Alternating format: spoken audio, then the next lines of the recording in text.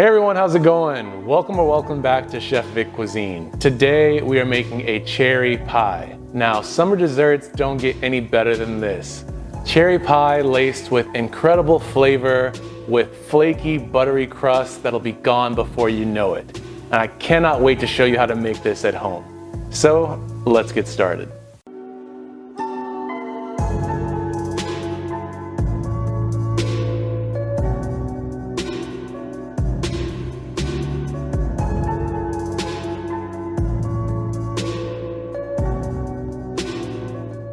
So to get this recipe started, we're going to first create the crust for our cherry pie. I like making the crust from scratch, as you really can control the final taste and texture of your crust. But if you don't have time to make your own crust, you can always opt for a store-bought crust. So in a large bowl, we want to whisk together 2.5 cups of all-purpose flour with 1 teaspoon of salt and 2 teaspoons of granulated white sugar. Mixing these together until they're well combined. This is to ensure an even distribution and is also the first step into achieving that harmonious blend of flavors. Next up, we're going to add 7 tablespoons of unsalted butter that is frozen and cubed. We're also going to add 2/3 cups worth of vegetable shortening, which is also chilled. Before starting this recipe, you always want to make sure that your butter and your shortening are chilled. The cold fats are what create that sought-after flakiness in your crust. Now, using either a pastry cutter or 2 large forks, you want to dice the chilled butter and shortening into the flour mix until the butter and shortening are pea-sized and small. And so this is the texture and consistency that you're looking for at this stage.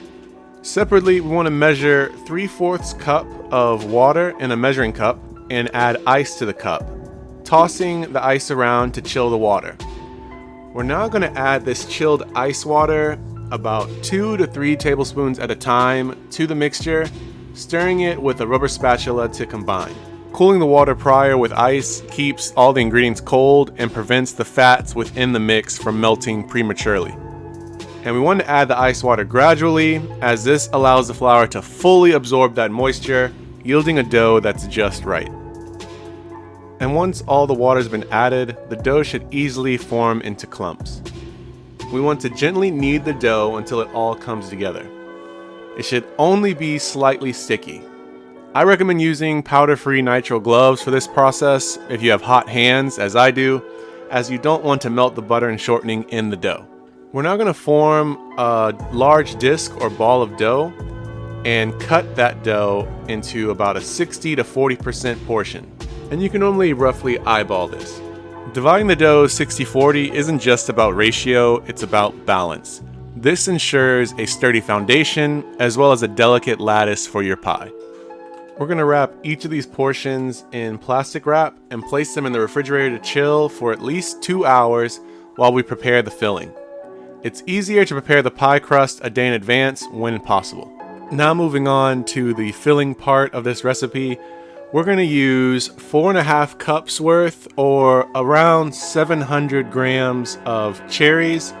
Normally I like using half dark sweet and half Rainier, but for this recipe I'll just use completely the dark sweet variety of cherries. So to make sure I have the right amount, I normally place them on a scale to measure out the total weight of the cherries I'm going to use for the pie. We're also going to need to remove all the pits from the cherries, and if you don't have a pit remover at home, what I like using that makes the job really easy is a metal straw. But first things first, we're going to remove all the stems from each of the cherries. I like doing this one step at a time to make sure that I don't miss any cherry in this process. Now, with all the stems removed, we want to take our metal straw and push it through the center of the cherry, which will press out the pit within the cherry into the bowl below. You can then discard the pits and save the pitted cherries on the side. We're going to do this for all the cherries in our bowl. This part of the recipe is when you need to activate your inner patience, put on some music that you like, and then just zone out throughout this process of pitting each of the cherries. After all the cherries have been pitted, we want to take a sharp paring knife and slice each cherry in half, or if it's a really large cherry, you can quarter that as well. And once you have all the cherries halved, you want to place them into a large bowl. We're now going to add 2/3 cups worth of granulated white sugar, followed by a 1/4 cup of cornstarch, and then we're going to add the juice of 1 large lemon. Give this first a quick mix with a rubber spatula, gently tossing the ingredients around to not smash the cherries too much. And now, to really bring out that cherry flavor, we're going to add a very thin sprinkling of salt over this cherry mix. Following that up with 1 teaspoon of pure vanilla extract, as well as a 1/4 teaspoon of almond extract. Whisking all these ingredients together until they become well combined. Stirring the cherries, sugar, and extracts together creates that symphony of flavors that we're looking for. We're also going to wrap this bowl in plastic wrap and place it in the fridge to chill while we roll out our dough. Allowing this filling to rest in the fridge deepens the flavor integration. So for our pie, we're going to grease a 9" by 2" baking pan with butter or a non-stick spray. This is a deep pie, so you want to have a pan that can take that much volume. We're going to first start by rolling out the base for our pie, and for that we're going to need the 60% portion of our chilled dough. So we're going to start this off by creating a lightly floured working surface, and we're going to place our chilled dough on top of that. We're also going to add flour to our rolling pin and gently roll the dough out into a 12" diameter disc, starting from the center of the dough and rolling outwards. You want to flip the dough after each roll or two to prevent it from sticking to the surface, adding a bit more flour when necessary. But once you have it rolled out to that 12" diameter, you can use your rolling pin to roll the dough onto the rolling pin and easily transfer it onto your prepared baking pan. Now you want to press the crust into the edges of the pan using your fingers. Gently transferring the crust prevents cracks from forming and maintains the integrity of our hard work. So take your time with this and smooth the dough into the pan. Using a slotted spoon or a skimmer, we want to place our cherries into the crust and spread them evenly in the pan. Using a slotted spoon prevents excessive liquid from making our crust soggy, while evenly spreading the cherries ensures every bite is a treat. We're now going to refrigerate this pie with the cherries uncovered as we reduce the remaining juice from the bowl that the cherries were in. We're going to pour that juice into a small saucepan. We're now going to cook and stir this juice for about 8 to 10 minutes over medium-low heat, or until the juice has slightly thickened. You'll be able to tell that it's thickened when you can scrape your spatula across the base of the pan and the liquid doesn't automatically fill it up. We're now going to remove it from the heat and allow it to cool for 5 minutes. At this point, we can take our cherry-filled pie crust out of the refrigerator. Here we want to pour our mixture into the cherry pie, gently tossing the cherries with this reduction. This cherry juice will harden and thicken slightly amongst the chilled cherries. Our next step is to take 1 tablespoon of unsalted butter and cube it and place it over the top of our filling. This not only helps with the cherry filling not bubbling over, but it creates that top layer of richness and lustrous sheen, giving our pie that final layer of depth. Now on to making the lattice top for our crust. I'm going to make a really fancy one for this one, so stay tuned. But we also want to create another lightly floured working surface to start, and we're going to place our 40% size chilled dough on top of that. In a similar process to the last, we want to take a rolling pin and lightly flour that as well, rolling out this dough into a similar 12" size diameter. Here we're going to create 2" wide lattices. And a trick I like to use to eye measure each lattice is the first 2 digits of your finger are normally around 2 inches. And so I put an indent using the edge of my fingertip every 2 inches along the width of our rolled out dough, just making it easier to eyeball 2" wide slices. Now, starting with one of our longer pieces, we're going to cut that into 3 equal sized strands, clearing the other pieces away for our braiding process. So for this cherry pie, I want to have a braided lattice crust, and it's actually really easy. It's just a practice of patience once again. So to get it started, we're going to connect all 3 pieces at the top, pressing the dough into each other. And to braid it, you're going to take the right strand and place it over the middle strand. And next, you're going to move that left strip over the middle strip to become the new middle. We're going to continue this pattern, moving the new outer right across the middle, and then moving the new outer left strip across the middle until the dough is all braided. And we can do this for as many of the lattices as we desire.